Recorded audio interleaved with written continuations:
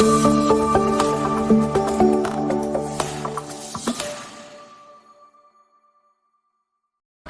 pagi dan salam sejahtera. Perkenalkan, saya Elizabeth Bamus, mahasiswa PPG dalam jabatan tahun 2024. Nomor peserta 50342423186001, Sekolah Tinggi Katolik Santo Yakobus Merauke. Hari ini Jumat 4 Oktober 2024, saya akan melaksanakan PPL 2 P5 di sekolah asal saya, SMA Katolik Santo Fransiskus Xaverius Ruteng. Tema gaya hidup berkelanjutan dengan topik pengelolaan sampah anorganik menjadi ekobrik. Kepada dosen dan guru Pamong mohon masukannya. Selamat menyaksikan.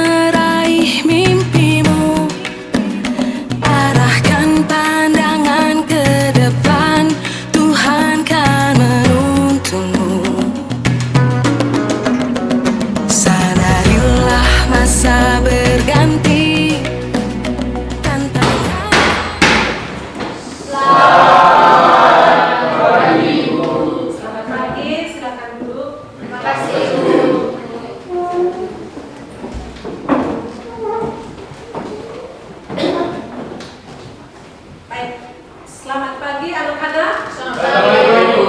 Bagaimana kabar kalian hari ini? Baik. Baik, terima kasih. Selamat bertemu kembali dalam pertemuan kita saat ini. Dan selamat pagi juga bagi Bapak dan Ibu guru dari mata pelajaran lain yang akan bergabung dengan kita dalam proyek ini.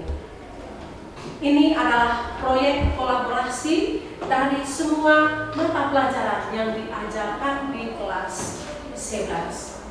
Sehingga tidak hanya saya sebagai guru pendidikan agama Katolik yang akan mendampingi proyek ini, tetapi juga dari semua guru mata pelajaran. Baik anak-anak, sebelum kita memulai proyek kita hari ini, kita mengawalinya dengan berdoa. Saya mohon kesediaan dari Yohan untuk memimpin kita ke dalam doa.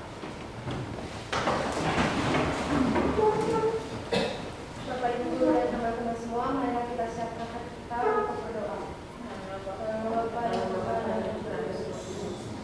Ya Tuhan, bantulah dan dampingilah kami dalam belajar hari ini. Nama kami puji kini dan sepanjang masa. Amin. Baik, terima kasih untuk Yohan yang telah memimpin kita ke dalam doa. Sekarang saya mau cek kehadiran kalian semua. Ima, Hadir Ibu. Wijaya, Hadir Ibu. Aryati, Hadir Ibu. Mutam. Hadir Bu. Baik, terima kasih atas kehadiran kalian semua hari ini. Semoga kalian semua masih tetap semangat dalam pembelajaran kita hari ini. Baik anak-anak, untuk hari ini kita akan memulai proyek kita dengan tema gaya hidup berkelanjutan. Kemudian topiknya itu tentang pengelolaan sampah anorganik menjadi ekobrik. Adapun tujuannya, tujuan alur dan target pencapaian dari proyek ini, kita lihat seperti apa tujuan dari proyek ini. Yang pertama, meningkatkan kesadaran lingkungan. Tentunya melalui proyek ini, siswa diharapkan dapat memahami dampak negatif dari sampah anorganik. Tujuan yang kedua, mengembangkan kreativitas dan keterampilan. Melalui proyek ini juga, siswa akan belajar cara inovatif dalam mengelola sampah dengan membuat ekobrik, mengubah sampah plastik yang sulit terurai menjadi bahan yang bermanfaat. Adapun alur pelaksanaan dari proyek ini yaitu pengenalan dan eksplorasi. Terus ada alur kontekstualisasi, ada aksi, dan ada evaluasi dan refleksi. Dengan target pencapaian proyek itu misalnya nilai-nilai profil pelajar Pancasila yang diharapkan dari proyek ini adalah misalnya ada gotong royong, mandiri, dan kreatif. Dimensi-dimensi, elemen, dan juga sub-elemen profil pelajar Pancasila itu misalnya elemen kolaborasi, kepedulian dengan sub-elemen kerjasama, komunikasi untuk mencapai tujuan bersama atau saling ketergantungan. Baik anak-anak, pada pertemuan kita hari ini kita dapat melewati aktivitas yang pertama yaitu pengenalan dan eksplorasi. Ada beberapa kegiatan yang akan dilaksanakan. Yang pertama, pemahaman awal tentang pengelolaan sampah anorganik. Yang kedua, sebentar, pengenalan awal tentang pengelolaan sampah anorganik untuk menghasilkan produk-produk tertentu. Dan yang ketiga, kita juga akan bereksplorasi secara mandiri dengan membaca atau mencari dari sumber-sumber yang lain. Terus yang berikut ada presentasi proyek, refleksi, dan tindak lanjut.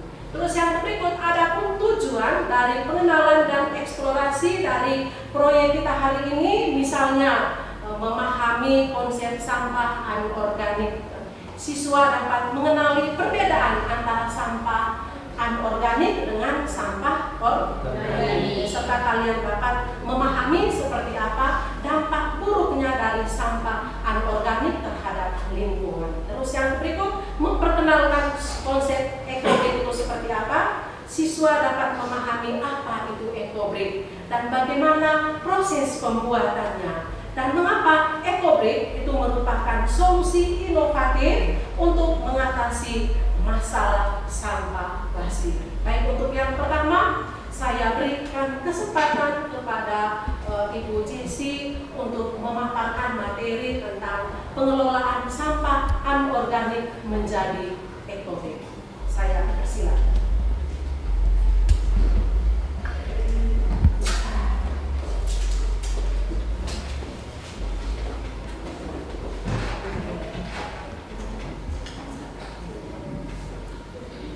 Baik, terima kasih Ibu Elis.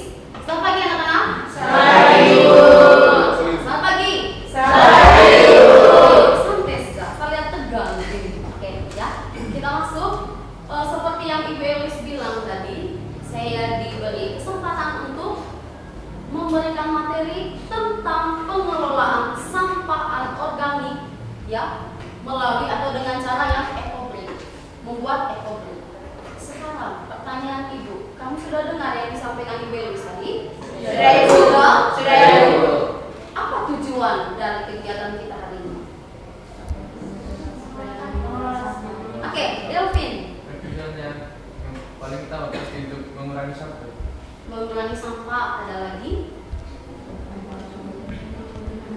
Ayo. Terus mengatasi dampak negatif dari sampah plastik. Oke, untuk mengatasi dampak negatif dari sampah plastik. Oke, ya. Hari ini kita belajar tentang sampah anorganik dan ada satu lagi bahasa ekobrik. Bisa ya? Bisa. Oke, itu saja yang perlu. Ini contohnya. Ini ada yang sudah bisa buat bentuk rumah dan ekobrik. Saya tidak. Kemudian ada yang sudah bentuk kursi di sini. Tidak usah jual, tidak usah pergi beli lagi kursi. Kita sudah bisa buat sendiri. Bahkan kita bisa menjualnya. Ini contohnya. Oke, itu saja yang bisa Ibu sampaikan. Semoga apa yang sudah diberikan tadi kamu bisa paham. Ya, itu saja. Terima kasih. Oke, baik, terima kasih menjelaskan untuk proyek kita hari ini tentang pengelolaan sampah anorganik menjadi ekobrik. Oke, baik. Yang berikut kita masuk ke alur kontekstualisasi. Baik, yang pertama kita lihat dari aktivitas pengamatan. Terima kasih kepada kalian semua, itu karena minggu lalu kalian telah mengamati lingkungan di sekolah ataupun juga di lingkungan sekitarnya, dan juga kalian telah mencatat atau ataupun juga kalian telah mengumpulkan berbagai jenis sampah, khususnya sampah anorganik, misalnya tadi plastik atau monoplastik ataupun juga kemasan-kemasan makanan ataupun juga barang-barang lainnya yang tidak terurai. Kemudian kalian juga telah menentukan apa jenis produk yang kalian hasilkan. Sekarang saya berikan kesempatan kepada kalian untuk mengerjakan proyek kalian. Silakan.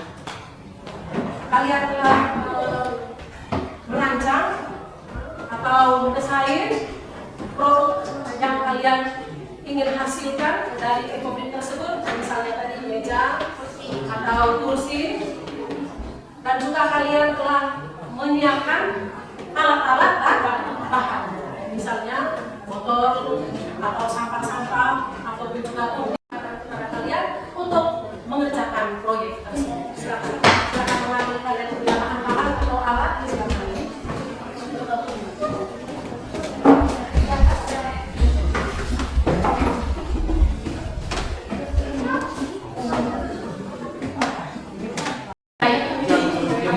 Kayu sama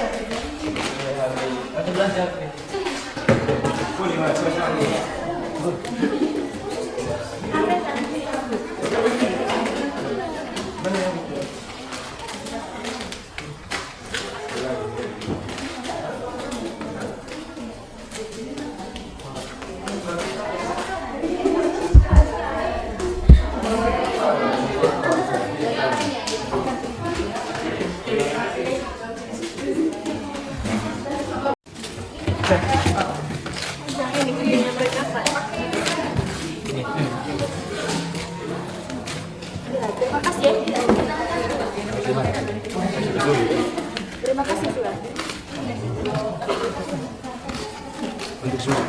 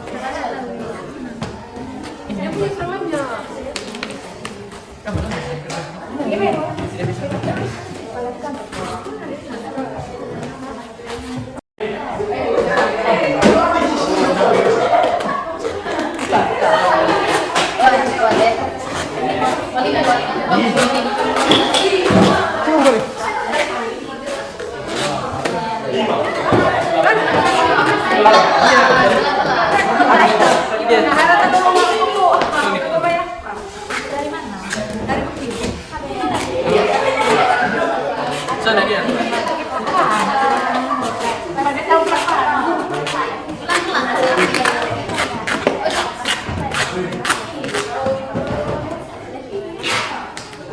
Betang cerungnya.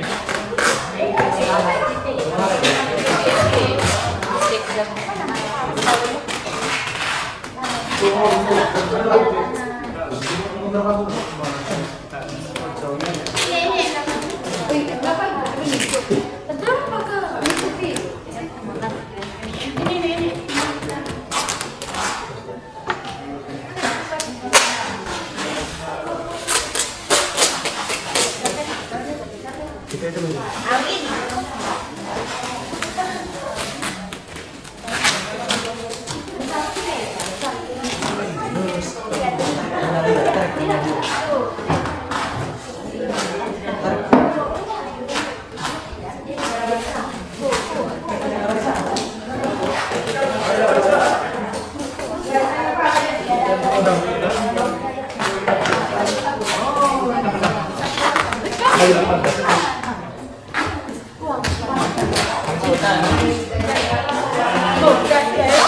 Jadi berapa beli berapa gue? Atau minta?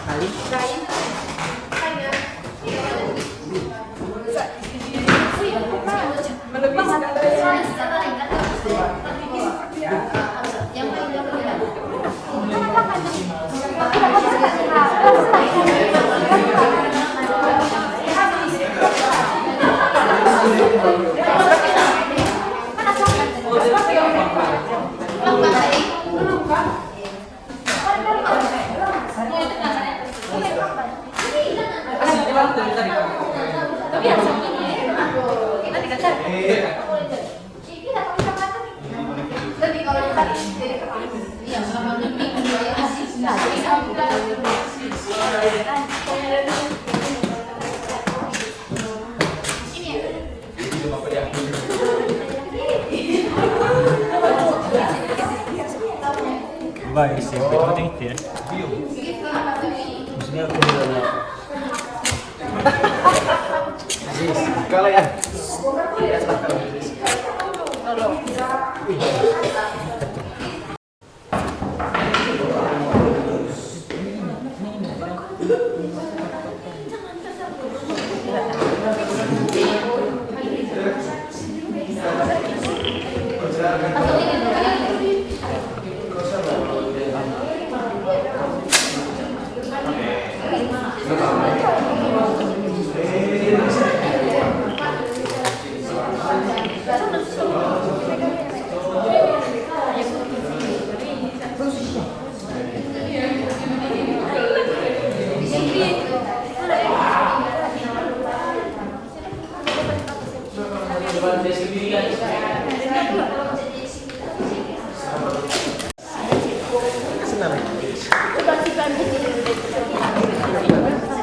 Iya tuh, kita kan simpan apa sih? Tes sini nggak ya? Tolong kasih apa pita Oh iya,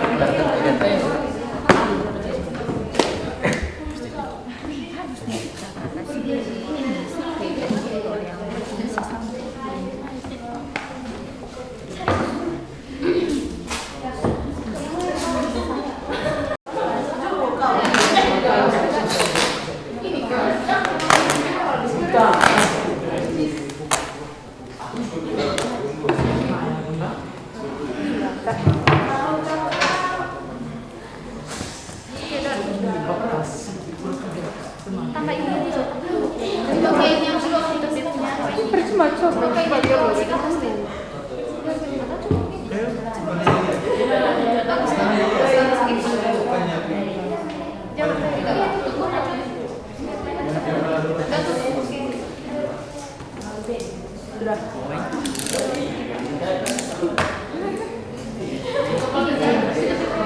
Sudah? Sudah ya Bu. Kelompok 1 sudah? Sudah ya Bu. Kelompok 2? Sudah Bu. Baik. Sekarang saya berikan kesempatan kepada kelompok 1 dan kelompok 2 untuk mempresentasikan hasil produk yang telah kalian buat. Silakan. Jelaskan desainnya seperti apa, proses pembuatannya itu seperti apa, dan manfaat dari produk yang sudah kalian buat. Silakan, saya berikan kesempatan.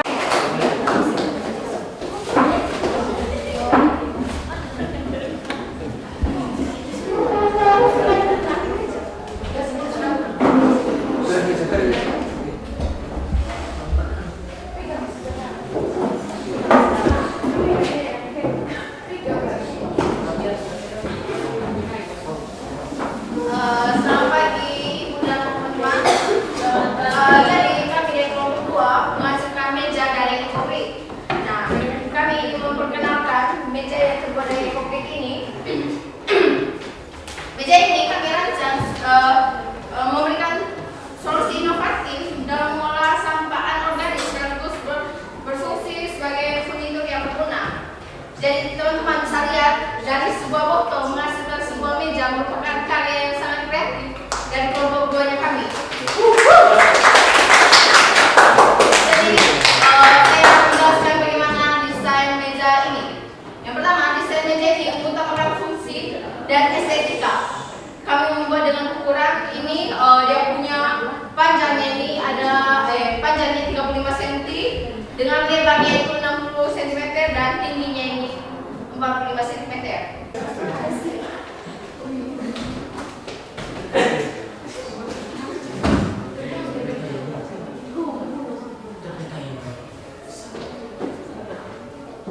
Baik, selamat pagi teman-teman semua. Pagi. Jadi kami dari kelompok 1 akan mempresentasikan hasil karya kami. Jadi kami di sini membuat eco-print menjadi sebuah kursi. Oke, untuk desainnya sendiri, desain kursi ini menggunakan estetika dan kenyamanan. Kami membuatnya dengan ukuran 40 cm untuk tingginya dan lebarnya sekitar 60 cm. Refleksi apa yang sudah kita kerjakan, apa yang sudah kita buat yang berkaitan dengan proyek pengelolaan sampah anorganik menjadi eco. Sebelum kita mengakhiri kegiatan ini, mari kita luangkan sedikit waktu untuk hening sejenak. Kita bisa merenungkan apa yang kita pelajari dan capai selama proyek ini. Apa yang kalian rasakan saat bekerja sama dalam kelompok untuk menciptakan produk dari eco-print. Apakah ada tantangan yang kalian hadapi dan bagaimana cara mengatasi yang berkaitan dengan kendala-kendala atau tantangan-tantangan yang kalian hadapi selama pengerjaan proyek tersebut. Baik, saya mengucapkan terima kasih kepada kedua kelompok, pada kelompok 1 dan kelompok 2 atas kerja keras kalian dan kreativitas yang telah kalian tunjukkan. Setiap produk itu tentunya memberikan contoh nyata dari upaya untuk menjaga lingkungan. Mari kita memberikan aplaus berpartisipasi. Saya berharap kalian dapat membawa semangat dalam pembelajaran ini, khususnya dari proyek ini dalam kehidupan sehari-hari. Ingat, setiap tindakan kecil yang kita lakukan itu dapat berdampak besar bagi lingkungan. Dan juga terima kasih atas partisipasi kalian, dan mari kita terus bekerja sama untuk menjaga bumi kita. Kita tutup seluruh kegiatan kita hari ini. Saya minta kesediaan salah satu peserta untuk memimpin kita ke dalam doa penutup. Silakan.